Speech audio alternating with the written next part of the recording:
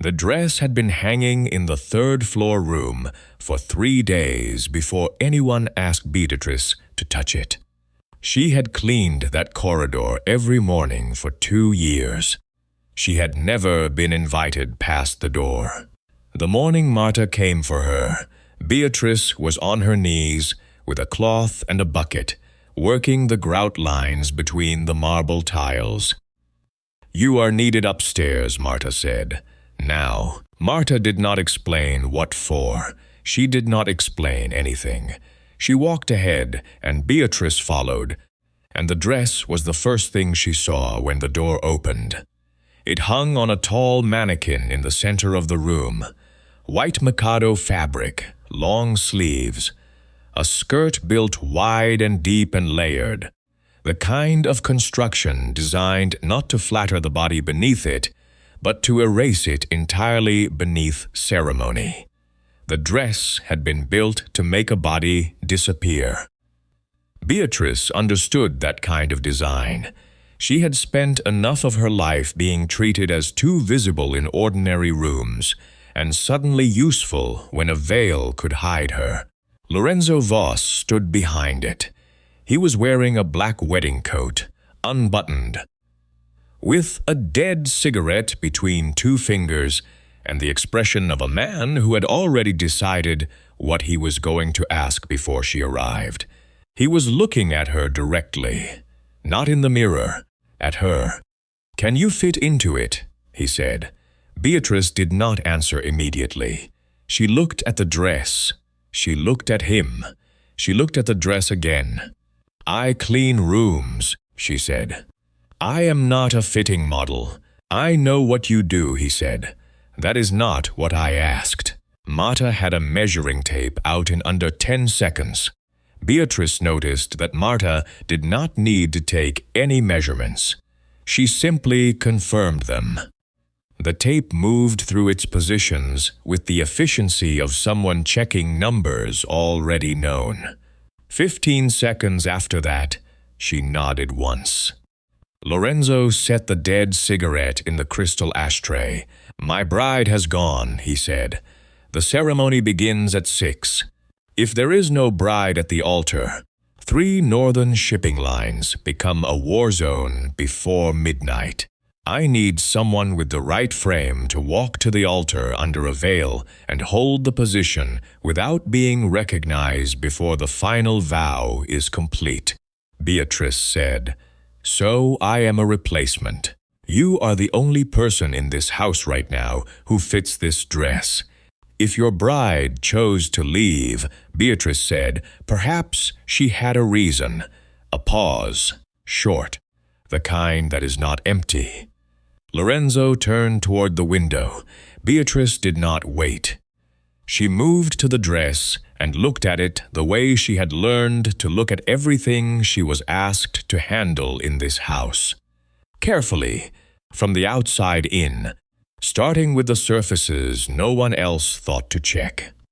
She had worked here for 2 years, long enough to understand that the most beautiful objects in this kind of household tended to hold the most serious things inside them. She lifted the hem. She looked at the lining. There was a stain, not dirt, not water, a brown, irregular patch absorbed into the inner layer and dried there, the color that blood turns when it has had time to settle. And at the corner of the hem, sewn in with thread that matched the fabric so precisely it disappeared unless you tilted the cloth toward the light, was a ring. She felt it before she saw it, the weight of it shifting against her fingers, pressed into the padded hem, where only someone on their knees, running their hands along the full length of a seam, would ever find it. Greenstone. A serpent's face carved into the mount. The mount itself had a detail she noticed immediately. One tooth of the serpent's jaw was cut shorter than the other, shaped into a notch, the kind of specificity that served no decorative purpose, and every mechanical one. The Bellari family crest. Not Voss, the bride's family. Beatrice did not take it out. She laid the hem down carefully. She stood and looked at Lorenzo. "If your bride ran away," she said, "she would have taken the ring. If she left under her own power, there was nothing stopping her. But she left the ring sewn into a hem where no groom would ever look, and she left blood in the lining beside it. He had not moved from the window. That is not someone who ran," she said. "That is someone who left a message for whoever came next." The room held its quiet. "So before you put me in this dress," she said, "I want to know whose funeral I am walking into." He turned then. He looked at her for a long moment with the expression of a man who was accustomed to being the person who knew the most in any room and was finding the experience of not being that person genuinely unfamiliar. "If you refuse," he said, "the war starts before sundown. And if I agree without understanding," she said, "I walk into the same trap she was careful enough to leave evidence of." She looked at the dress. She looked at him.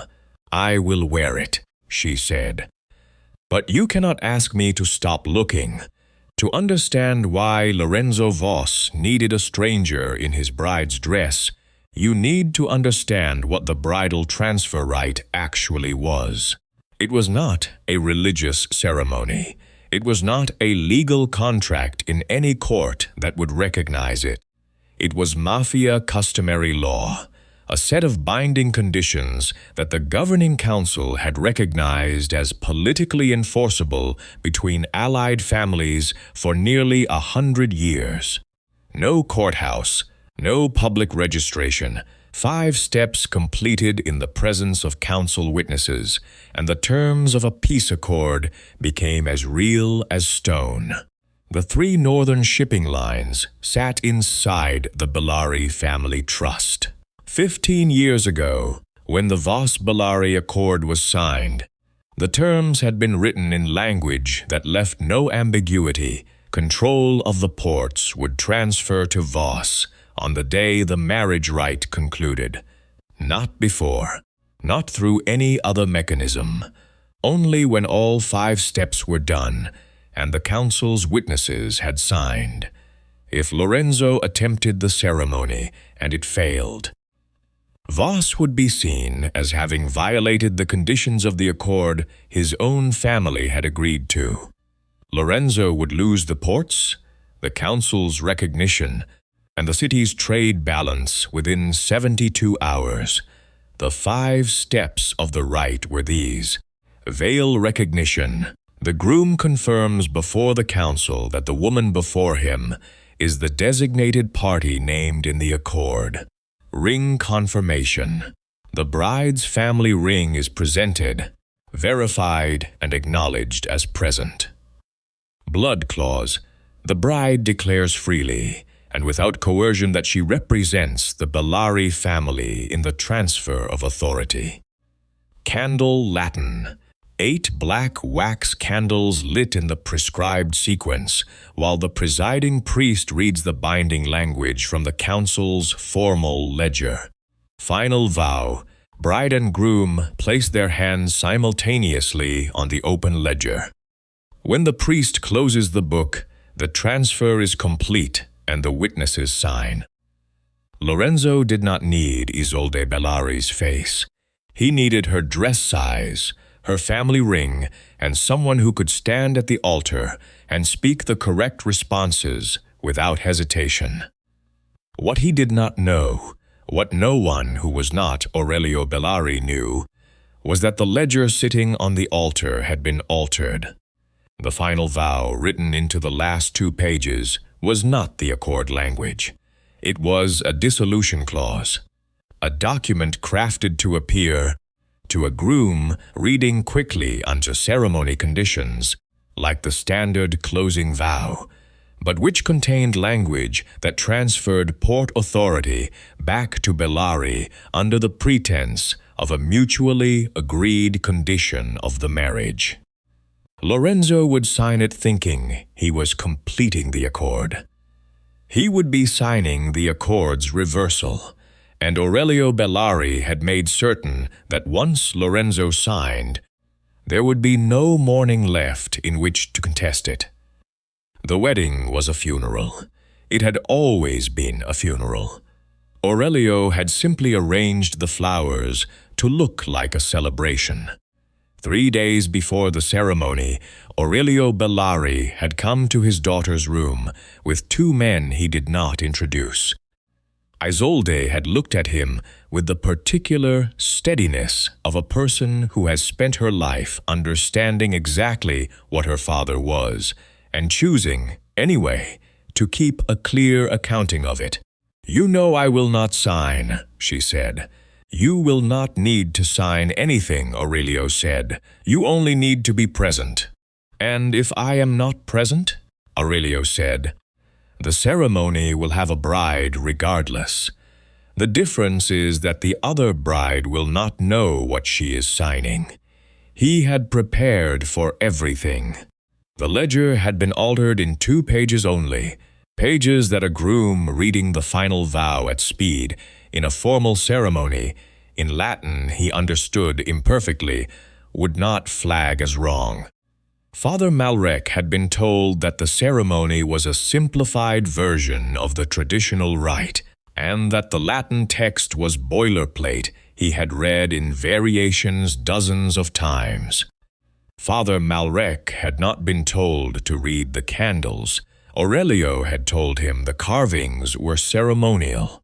He had arranged for Isolde to be held in the old seed chamber below the chapel floor, a room built before electricity, sealed by a stone mechanism that required a specific key to open from the outside and had no mechanism for opening from within. He had taken Isolde's ring. He had not considered that she would find a way to send it ahead of herself. He had arranged for Marta to prepare the replacement bride and not ask questions. Marta had not asked questions.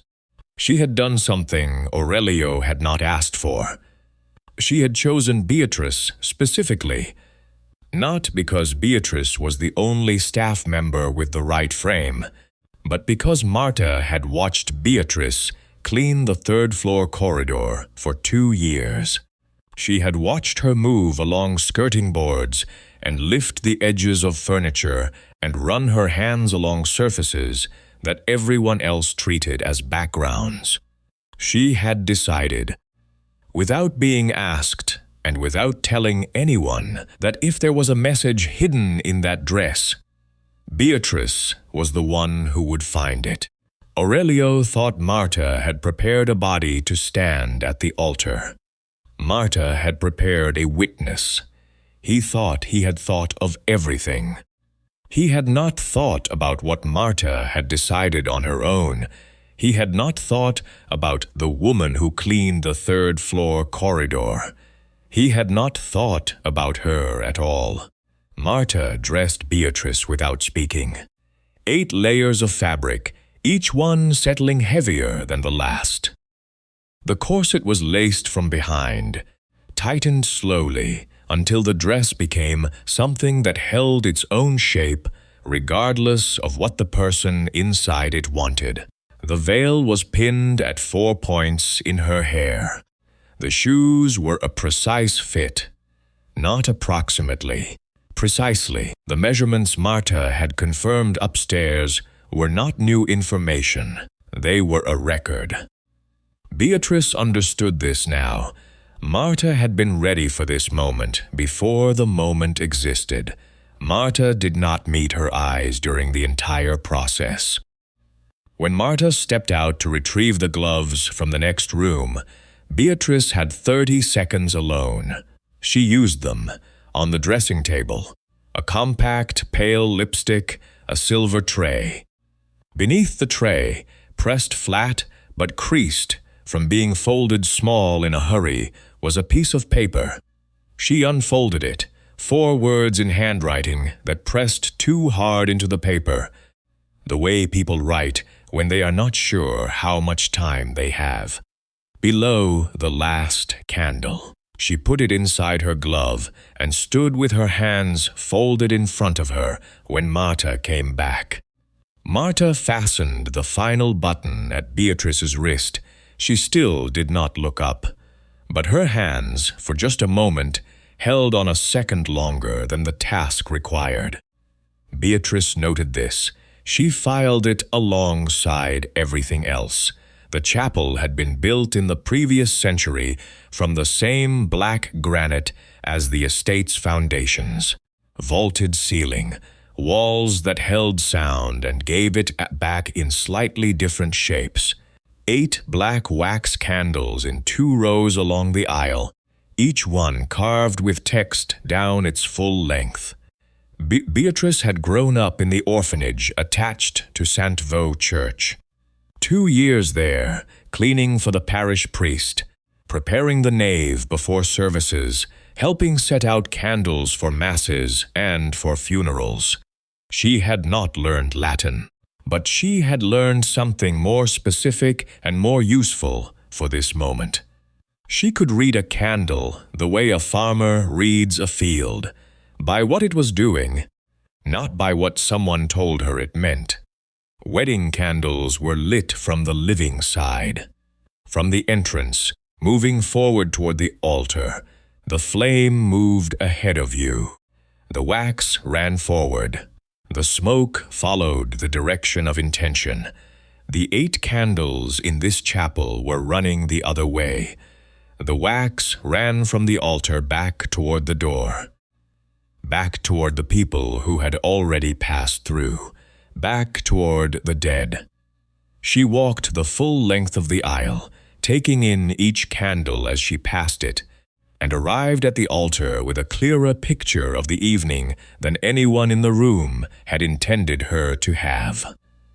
Aurelio Bellari sat in the first pew. He was wearing a dark suit and an expression that managed to suggest satisfaction without displaying it openly. He watched Beatrice the way a man watches a mechanism he has built perform its first action. He saw the dress, he saw the veil, he saw the correct dimensions. He did not see anything else. Father Malrec stood at the altar with the ledger open before him. He was a thin man of late middle age who held himself with the contained posture of someone who had learned that careful stillness communicated authority more reliably than speech. He looked at Beatrice when she arrived. His expression was composed. His hands, Beatrice noticed, were slightly too still for a man who was completely comfortable. When Lorenzo came to stand beside her, she did not look at him directly. But when his hand came to rest near hers, not touching, resting close, she spoke at a volume that carried no further than his ear. "I know where Isolde is," she said. "Do not sign anything until I tell you." His hand did not move. A long second. "Where?" he said. "Below the 8th candle," she said. "There is a floor mechanism. Her ring opens it." He was quiet.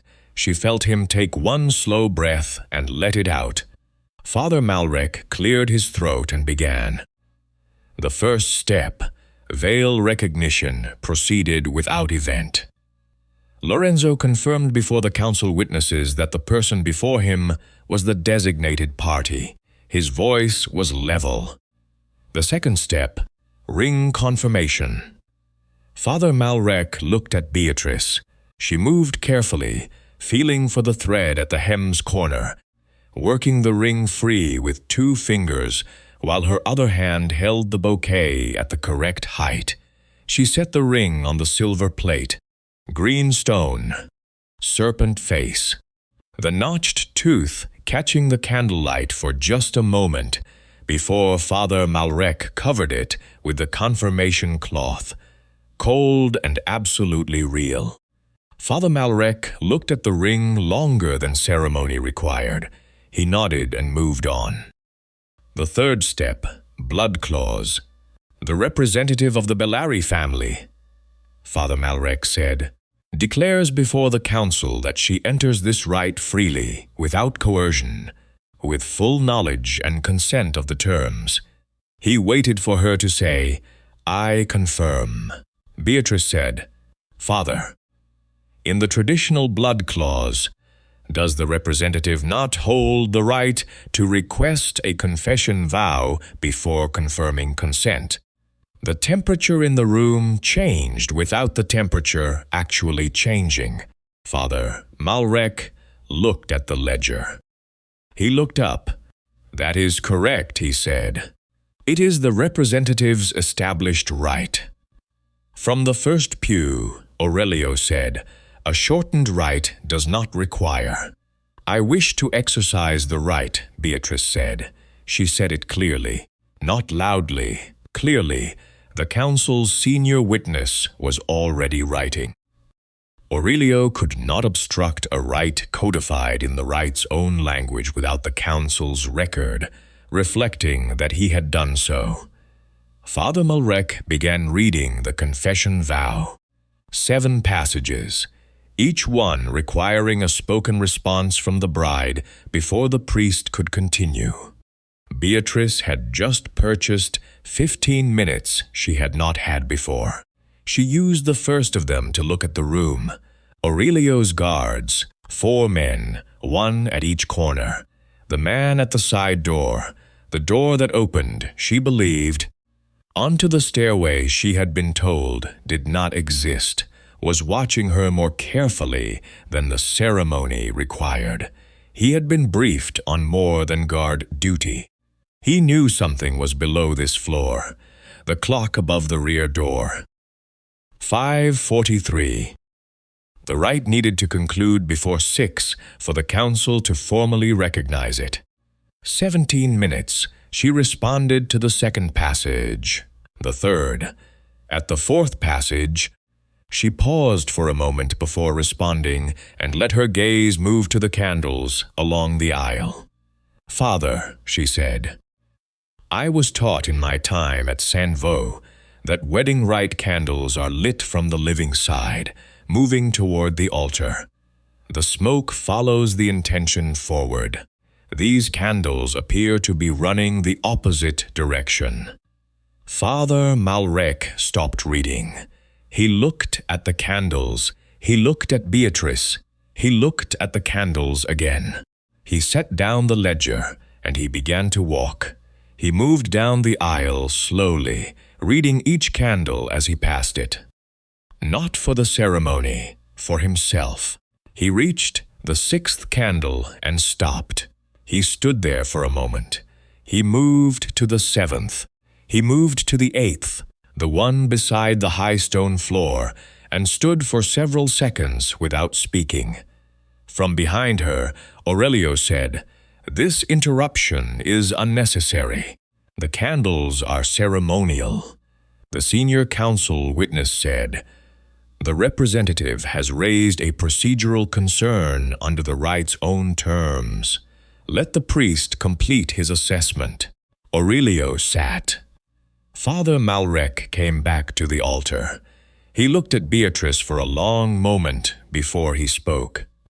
"The text on the 7th and 8th candles," he said, "is not wedding rite Latin. It is funeral ordinance language. It reads from death toward the living, not from the living toward consecration." He set his hand on the ledger. "I was told this text was ceremonial. I was told not to read it closely." "I know," Beatrice said. "I should not have accepted that." "No," she said, "but you are reading it now." He looked at her, and then he said very quietly the thing that Aurelio had spent a year trying to prevent anyone from saying in front of a council witness. "There is ordinance language on these candles that does not belong in a wedding ceremony. Before this rite continues, the anomaly must be addressed." Aurelio stood. He was perfectly controlled. He was also 2 minutes from losing everything he had built. "The candle assessment is a delay. It is a rite," Father Malrek said. He did not raise his voice. He did not need to. It is the council's own requirement that a rite conducted under irregular conditions may be paused for verification. I am invoking that requirement." Aurelio looked at the council witness. The council witness was still writing.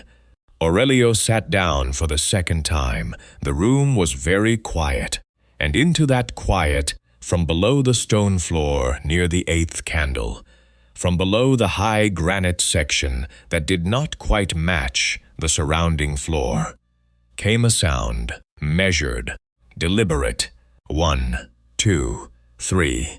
A pause. 1, 2, 3. The knock of a person who has been waiting long enough to develop a pattern and has not stopped believing that the pattern will eventually be heard. Beatrice looked at Lorenzo. Lorenzo looked at the floor. He did not look at Aurelio. He did not look at the council witness. He crossed to the 8th candle and crouched. He had the ring in his hand. Beatrice had passed it to him at some point in the last 10 minutes, without either of them making the act visible. And he was looking at the narrow channel cut into the granite beside the candle's base. The channel was not a seam or a crack. It was shaped, deliberately, precisely shaped, with a small, notched recess at one end that matched exactly the broken tooth in the serpent's jaw. A keyway. He looked at Beatrice. She said quietly, "The candles run from the dead toward the living. The lock works the same direction." He pressed the ring into the channel. Notch-aligned, he turned it counterclockwise, once, twice. A sound came from inside the stone, low and internal. Like a mechanism completing a sequence it had been waiting years to finish. The flagstone shifted just an inch. But the air that came through the gap was cold and close and human. Aurelio stood for the 3rd time. He looked at the guard by the side door. The guard moved. Lorenzo's 2 men, who had been standing at the chapel's rear and whom Aurelio had assessed as decorative, were faster. The council witness said, "No one moves until the council has assessed what is below this floor. Anyone who obstructs this assessment will be recorded as having interfered with a council proceeding." The guard stopped. The room held. Lorenzo lifted the flagstone. He went down into the floor. The chamber below was small and cold and had been designed to store seeds, temperature-controlled, humidity-stable, sealed from the building's main systems by double walls. It still functioned as designed, just not for seeds. Isolde Bellari was seated on a folding cot with a posture that had been carefully maintained long past the point at which it was comfortable, because it was the one thing in the chamber she could control. She was pale. Her dress was wrong for the temperature, and had been for days. Her hands were in her lap with the particular stillness of someone conserving energy. She looked at Lorenzo when he came down. She said, "You were not the one I expected."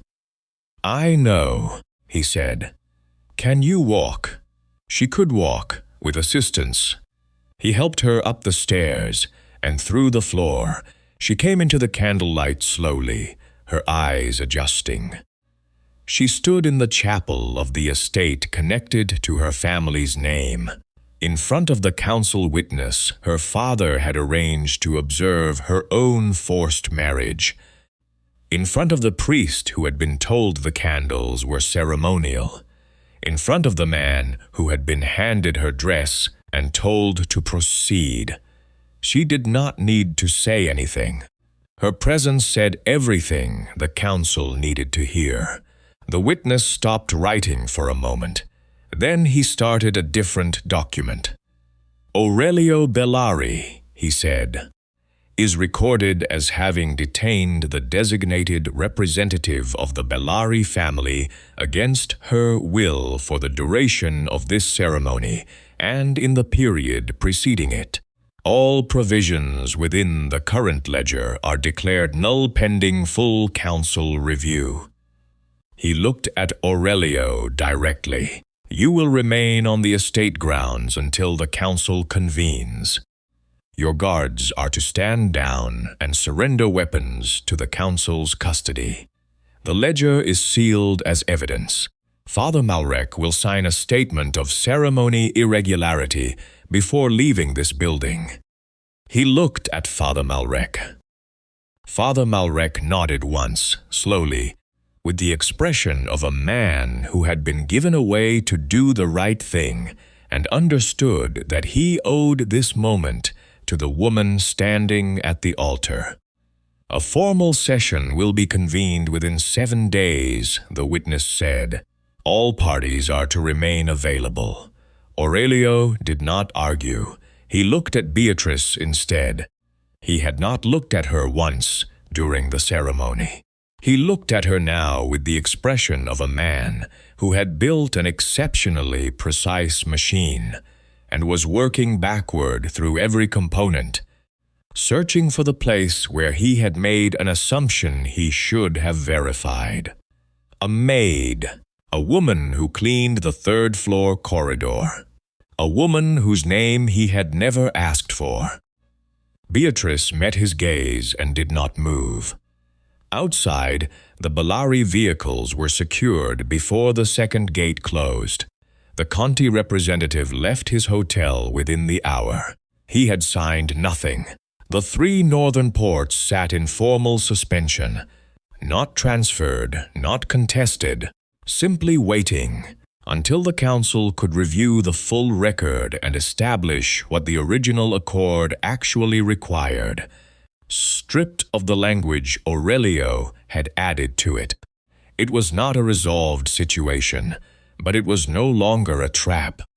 Isolde sat in the last pew with a blanket someone had found and a glass of water and the controlled steadiness of a person letting themselves acknowledge, slowly, that the thing they had been waiting for had happened. She looked at Beatrice. "You found the ring," she said. "You sewed it in a place where someone kneeling at floor level would feel it before they saw it." Beatrice said, "I have spent 2 years on my knees in this house. It is not a subtle difference." Isolde was quiet for a moment. "I knew he would search my hands," she said. "I knew he would never search the hem." A pause. "I did not know who would wear the dress. I only knew that whoever it was would need to understand what I had left." "You were right," Beatrice said. Lorenzo found Beatrice when everyone else had moved into the hall to deal with the logistics of a collapsed ceremony and a detained family patriarch. The chapel was nearly empty. The 8 candles were burning toward their bases. He stood beside her with the ring in his hand, turning it once, slowly. "I put you in a veil," he said, "because I needed you to be unseen." Beatrice looked at him without adjusting her expression. "Then learn this," she said. "I am most dangerous when men stop looking." He was quiet for a moment. "I will not stop looking," he said. "Not at you." He did not put the ring on her finger. He set it in her open palm and released it. "You found the bride," he said. "You decide where the ring goes." Beatrice looked at it, heavy, cold. The serpent face watching her from the mount, the notched tooth that had opened a stone floor and brought a woman back into the light. "For now?" she said. She closed her hand around it. "Evidence." She walked out of the chapel. The dress moved behind her across the black granite, white and weighted, and carrying the marks of what had happened in it before she arrived. She did not look back at him. At the rear of the chapel, Marta lowered her eyes once, as if a message had finally reached its destination. But she heard him, after a moment, begin to follow. Aurelio Bellari had spent a year preparing for a ceremony he controlled. He had accounted for the veil, the ring, the priest, the witnesses, the ledger, the chamber, and the guard rotations. He had not accounted for Marta's decision. He had not accounted for the woman Marta had chosen. He had not thought about what a woman who grew up preparing funeral candles would notice when she walked past 8 candles lit the wrong way, or that the body he had dismissed as merely useful would be the one that found it. The most sophisticated plan in the room was taken apart by someone whose job was to notice the things that powerful men had decided were beneath their attention, and by one woman who had decided, quietly and without authorization, that beneath their attention was exactly where the right person needed to be placed. Was Lorenzo wrong to put Beatrice in the dress, even if doing so gave her the only chance to find Isolde and expose the trap? Or does saving a family from war never justify using a maid as a mask, no matter what she uncovered while wearing it? Leave your answer below and subscribe to Mafia Hearts and Secrets for more stories about the women who find what powerful men bury.